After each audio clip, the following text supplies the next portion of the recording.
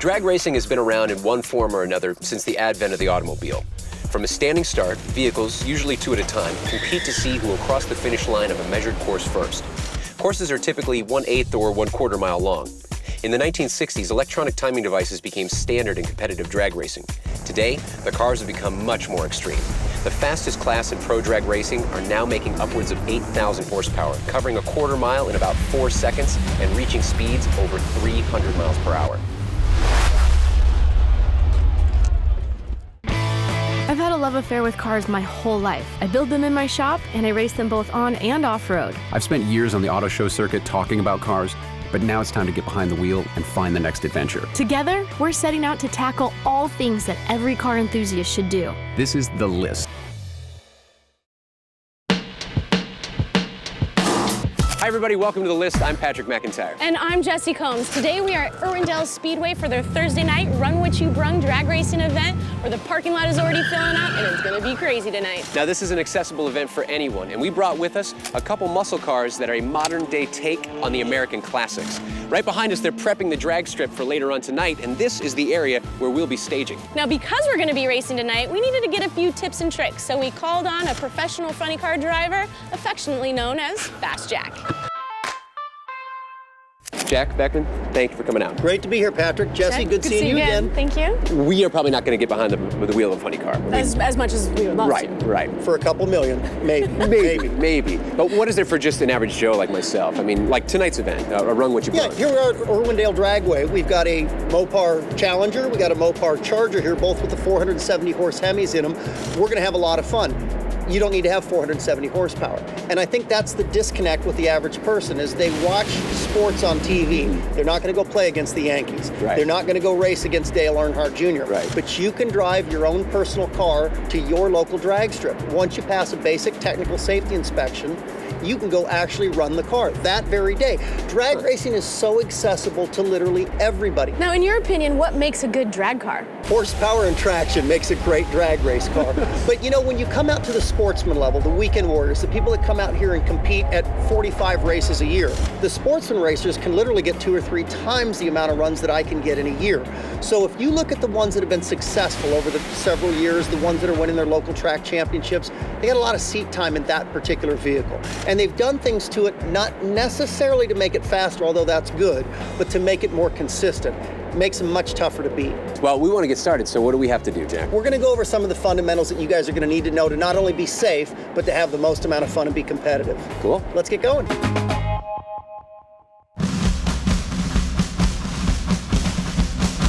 The Dodge Charger SRT8 Super B, originally based on the Coronet, was produced in the late 60s. Super B is routed in the B-body distinction given to Chrysler midsize cars.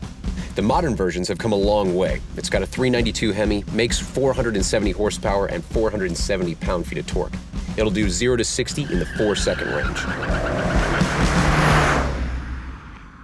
Okay guys, so we're in the automatic Charger here, and stuff that might sound obvious, but it's important from a safety standpoint. Air conditioner off, you don't want to get condensation on a racetrack. Windows up for safety. Pulling around, we're going to make sure we're in the middle of our lane, pointed straight before you roll up to the starting line. As you approach the starting line, you're going to look over at the Christmas tree and inch up nice and slow until you light the pre-stage. Stop. You know you're about 7 inches away from the starting line. With the automatic car, if you want to power brake it, if you want to bring the engine idle up to try to get it to launch a little harder, got our left foot on the brake, bring it up. 1500 seemed to work pretty good on the Charger here. Now you can look back at the Christmas tree and you're going to inch in, and then as soon as you light stage, you're going to see the countdown. Yellow, yellow, yellow. Third amp. Okay, so before we go out on the racetrack for one of our time trial runs, we're just gonna do a dry run here so you're familiar with the car. Okay. Okay, so we're gonna put it in drive. And then we're gonna roll up nice and slow, watching the Christmas tree and pre-stage. Okay. All right, now you wanna bring up your RPM. A little more, oops, sorry, a little more brake. There we go. Got it, now inch in. And staged, yellow, yellow, yellow. Nice. Here is the Dodge Challenger SRT8. Originally, the Challenger was considered Dodge's answer to the Mustang and the Camaro, and was in the E-body category. This is the third generation, and it gets many of its styling cues from the 1970s Challenger RT. It also has the same engine as the Charger, but the main difference is a 6-speed manual transmission, and it's about 200 pounds lighter.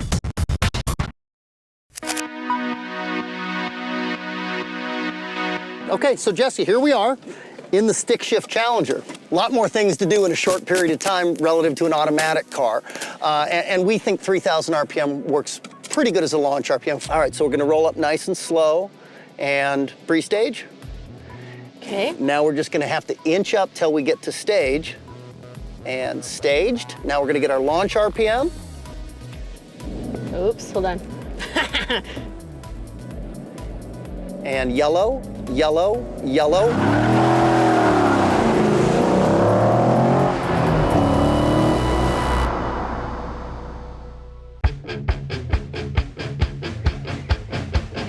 Thanks again for coming out to our Irwindale Drag Strip, your place to race here in sunny Southern California. Jessi Combs and Patrick McIntyre are here tonight, the hosts of AOL's Autoblog show, 1001 Car Things to Do Before You Die.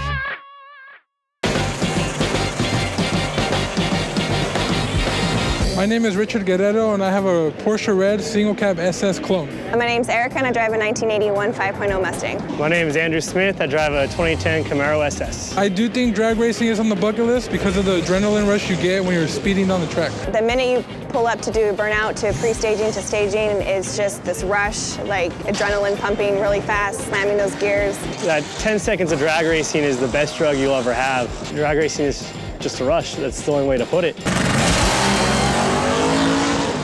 Hey guys, I just got done talking to the track manager.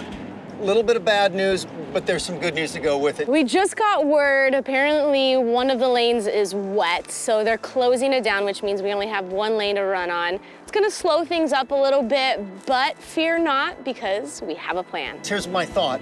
Why don't you guys make a run in the Challenger, make a run in the Charger? Each of you drives each car. Make it even game. Yeah, the time slips don't lie. It's still gonna be drag racing. We're still gonna get some numbers here. At the end of the 2 runs, what we'll do is we'll just compare your guys' time slips side by side, and whoever's got the average, quickest runs, we're gonna declare them the winner. How's that sound? Sounds good to me. I like it even better. Yeah, we can salvage it, make it a fun night. Okay, thanks, Jack.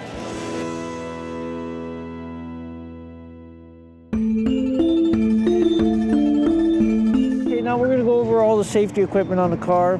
Nice and clean, new. Yep. Okay, now if you run quicker than 8:59, Okay. you're required to wear a helmet here. Well, that was surprisingly easy. 20 bucks, a tech inspection, and we're ready to go. Yep, we get our bracelets, which means we can go place our cars in the staging lines and use all of the tips and tricks that Jack taught us earlier today to the real test.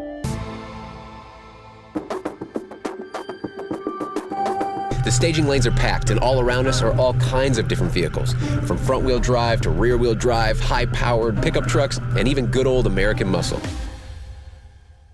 Patrick McIntyre, this is a Dodge Charger. What's making this worse is he's talking about us before we even drive. Charger pulls up to the beams. It's going to stage. They've been practicing all day for this. Lights begin to drop. There you go. 5:26 reaction time. Hold it, hold it, hold it, hold it, hold it. Pedal to the metal to the halfway point, 597.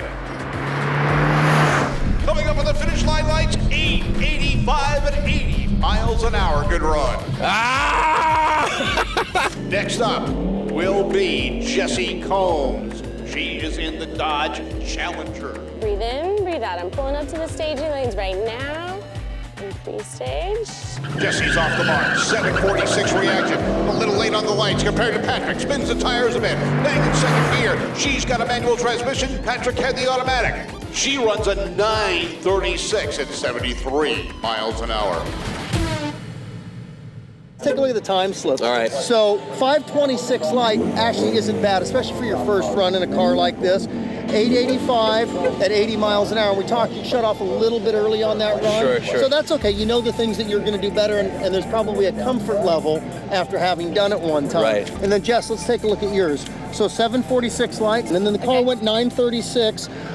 Which we expected that the Charger was actually going to be the quicker car. It seems like that torque converter, the automatic transmission, just transfer the power better out here.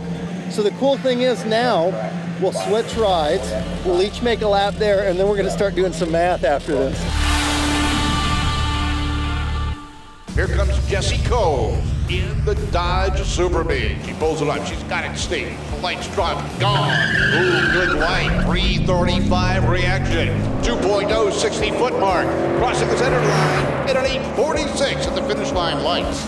All right, Patrick is coming up. Patrick McIntyre. 392 cubic inches worth of Dodge Challenger. Now I've got the old manual, which should be easy because all I have to do is just dump the clutch. But we're gonna see how easy it is here in a second. Yeah, baby, it's got a Hemi. Patrick getting ready to go. He gets the pre-stage light lit. Full stage now. Holds it, lights dropping down, green light. He hammers the throttle, spins the tires, a little smoke as it clears up. He bangs in the second gear. 7:72 reaction time, 2.4 60-foot mark. Coming up on the halfway point, he runs a 6.2. Finish line, 9:55 at 77 miles an hour. She went faster than you. She went an 8:46. Damn it. Thank you. The automatic car, staging, not so bad. Pretty simple, 2-foot driving, brake, give it a little bit, and then just let off. The manual transmission, on the other hand, in the Challenger, much more difficult. Pretty impressive, huh, guys? It's fun. You each got a good run in each car. Let's see who was the best. Okay. Keeping in mind that the machines weren't equal. The weights of the cars, the rear end gear ratios, the performance star car-wise was definitely the Charger tonight. Let's see which one of you two. Okay, so your run was an 885 at 80 miles an hour in the Charger. Jessi's run was 846. She got you by 0.4 of a second. All right. That's one for the girls. Okay. So the tiebreaker would be the Challenger. Patrick won a 9:55. Jessi won a 9:36. She got you there too. I think it's safe to say we can put a check mark in that box. You guys did fantastic. Oh, Jack, thank you so much. Thank you so much, Jack. I really appreciate it. All right. Thanks. Enjoy your night. Thanks for all your tips. All right, so there you have it. Miss Combs wins, but not too shabby on my part. I think you did a fantastic job for your first time. Well, thank you very much. You're very welcome. Either way, we can officially check Go Drag Racing off our list, which I think we need to do right now because the track is about to close and we should take at least one more pass. Thanks for watching. See ya. I'm taking this car. Oh, man.